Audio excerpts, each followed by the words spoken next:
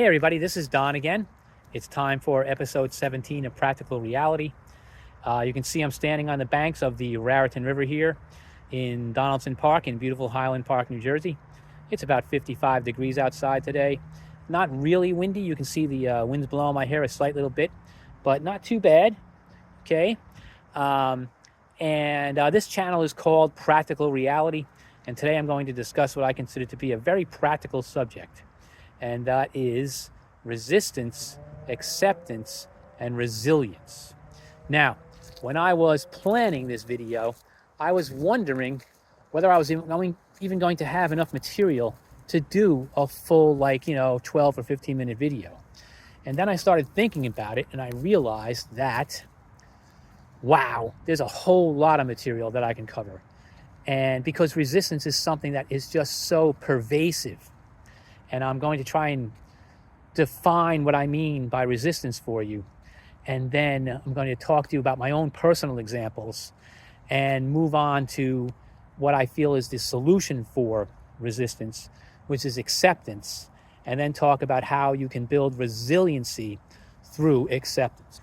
Okay, so the first thing I want to do then is define what is resistance. And I realized that there are probably 100 different answers to what a different person might call resistance. So I'm going to try and give you as my definition, and I hope that it's relatable enough that other people can identify with the point I'm trying to make. So to me, resistance is that nagging little feeling inside of you that tells you that something is wrong. And it becomes difficult for you to nail down exactly what's wrong. And that's part of the problem. You keep thinking you can figure it out, but that's the problem. The energy you spend on trying to figure out what you're trying to figure out, what the problem is, that's the problem. The more energy you spend thinking about the problem or trying to figure out what the problem is, the more magnified that problem becomes and the longer the problem lasts.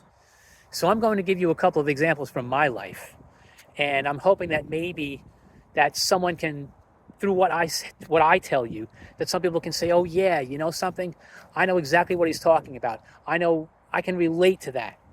And so I'm going to tell you a couple of things that I have been realized about myself recently that made me want to do this video. So as I give you my examples of resistance, I think you're going to be able to say, oh yeah, I know exactly what he's trying to say.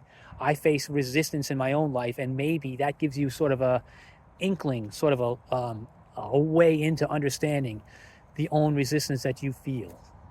So recently I've been reading a book. It's actually part of the discussion topic for the men's team that I am on, that meets every Wednesday night talking about how to be a better man and how to deal with living as a man in the world and dealing with women, the significant others in your life, that kind of thing. And the book is called The Way of the Superior Man, and it's written by a gentleman named David Deida. Deida or Deida, I'm not sure how you say his name. And the example we were talking about, or the passage of the book that we were talking about, was talking about how that a superior man is like a rock in the stream. If I'm looking at the river right now, there are a whole bunch of rocks on the bottom of that riverbed, okay? And if you're lucky enough to be a big enough rock, maybe you are large enough that the top of you actually sticks out from that stream and you can be seen, okay? But the point of the matter is that what that rock does, that's how I visualized it when I read it in the book, that I'm sort of like a boulder in the middle of the stream and the water rushes around me, okay? And that's significant, because if you can be that sort of rock that stays in place while everything rushes around you, then you are a symbol of strength. And if you're dealing with someone in your life, like I'm dealing with my wife on a regular basis, and if you can be that rock of stability for her, then you become something she can trust, something she can love, something she can believe in. So how that applies to the situation I've been dealing with ever since I married her. I love my wife, but she is slow. Everything she does is really slow. To me, she seems to have no sense of time whatsoever. And I'm always rushing her.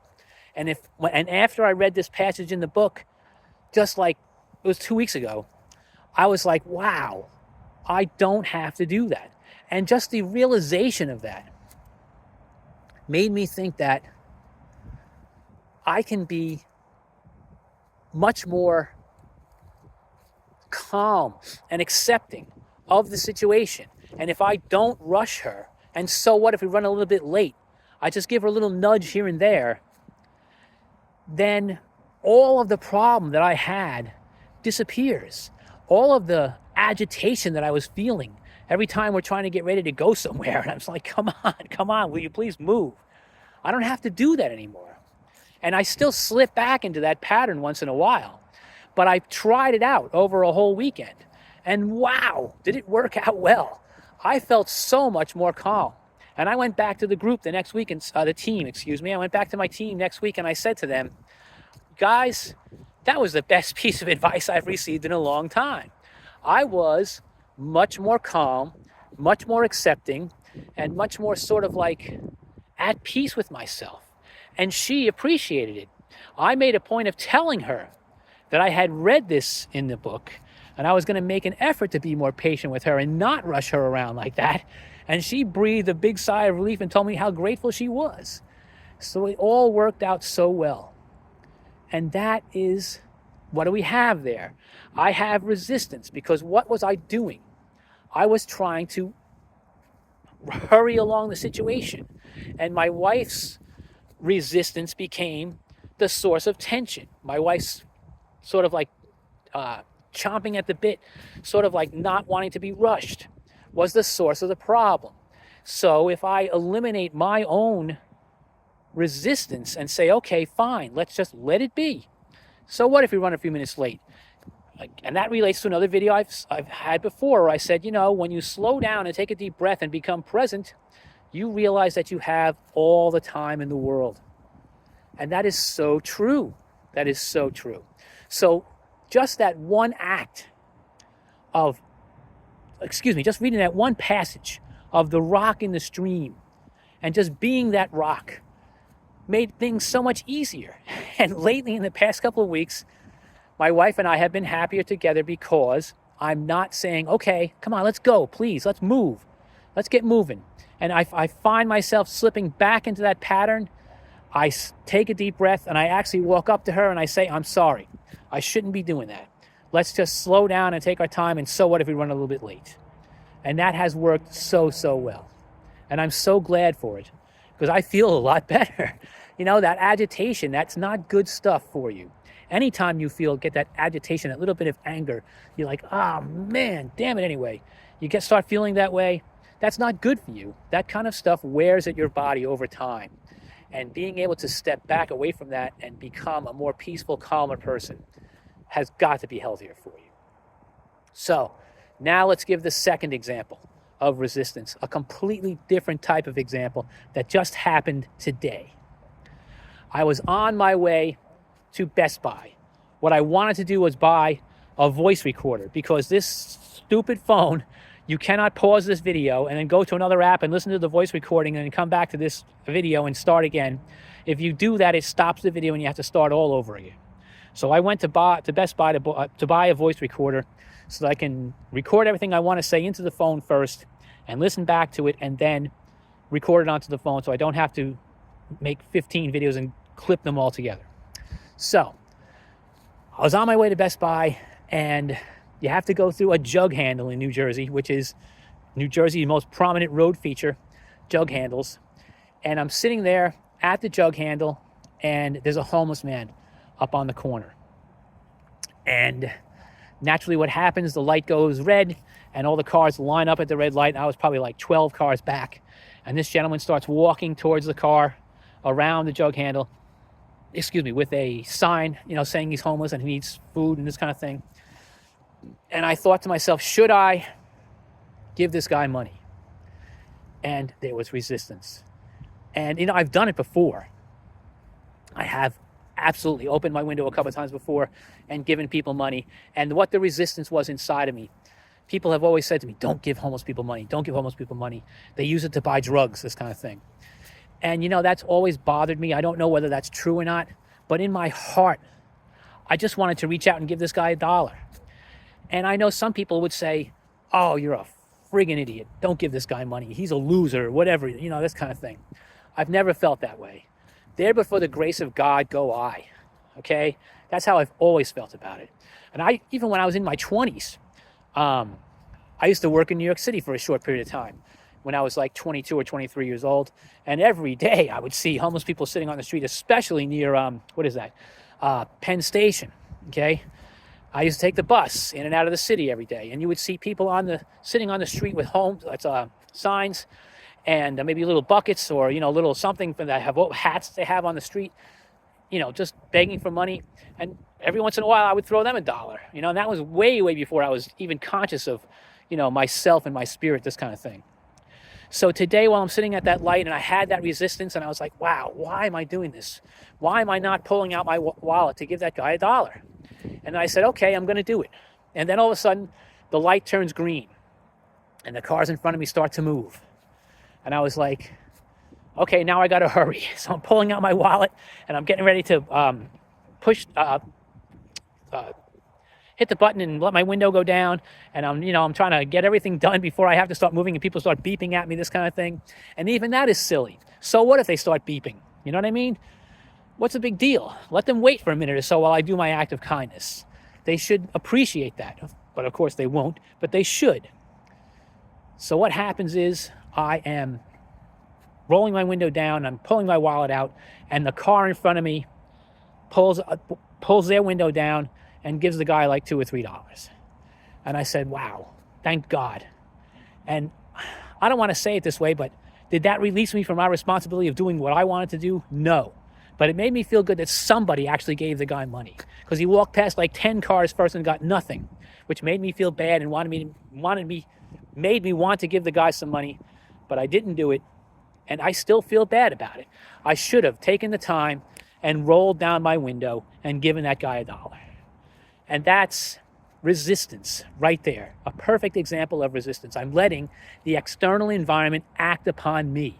I'm letting what people told me not to do affect my decision.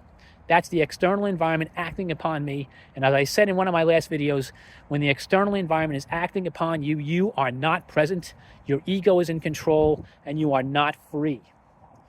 So I was wrong to do that. And next time I see that, I'm going to act in a different manner, because I am a genuine person and I am in control and I am conscious. And that really bothered me. So now we have 2 examples of resistance. So let's move on to the final topic. What do you do to fight resistance?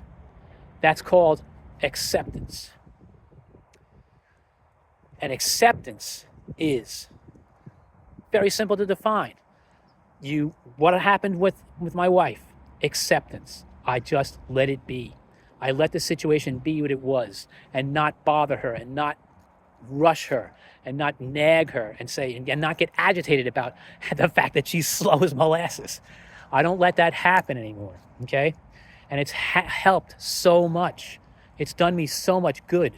And I should have thought about it a long time ago, and I'm so glad I read that passage in David Deida's book. And then the second situation. What is acceptance in that situation? I should have just said, the hell with it.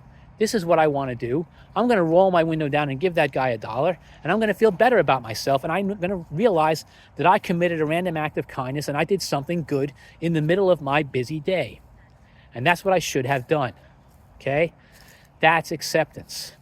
And acceptance is the path to freedom. When you are in a state of acceptance, you are free, because your problems, the things that you are magnifying in your mind, simply, I'm not going to say vanish, but they shrink. They become less significant. They become less important. And what becomes more important is the fact that you realize who you are and that you are acting in a self-directed fashion without the external environment acting upon you. And that is what's so important. And I said that was the final topic, but that's the second topic. And resilience is now the third topic. So what is resilience? Resilience is that strength, that inner strength to keep you going from problem to problem to problem. And you may have, who knows, depending on your life situation, you may think or you may perceive 15 different problems in a day. And by the time you get to bed at night, at whatever time you go to bed, you might feel drained, emotionally drained. Okay, so how does resilience then help you? Okay, resilience is that strength to keep going, as I said, from problem to problem to problem. But what happens when you enter from a state of resistance into a state of acceptance? You can then turn your resilience, which comes from a state of weakness. Your resilience is a well of strength that you draw upon when you feel weak. But when you enter a state of acceptance, your resilience then becomes a source of strength. You are now in a position of strength instead of a position of weakness. And your resilience can become one of your best assets. And I think that's so important for people to realize. Don't let the world get you down. And when you feel like you have a problem that you're nagging on you and you can't solve it, take a deep breath and sit back and realize it for what it is. You're going to make it through the day. You're going to be okay. You're going to be fine the next day and the day after. And what's bothering you in this particular moment is not something that's going to end you. So when you accept that problem and you end that resistance, then your resilience becomes your source of strength. The well that you can dip into whenever you need to and say, okay, here I am. I am free. I have accepted the situation. I am self-directed. I am acting upon the environment instead of the environment acting upon me. And that is a beautiful thing for you. And that brings you more peace. That brings you more inner strength, a sense of calm, a sense of resolve that you can live with and that you can move forward with every single day. And I think that's so beautiful. And I think that's what I want to see, how I would love to see everyone live. Thank you all for listening to this video. This is Don, episode 17 of Practical Reality. It's Saturday afternoon, and I hope you have a wonderful rest of your weekend and that everything works out well for you. Like, subscribe, and comment as you wish.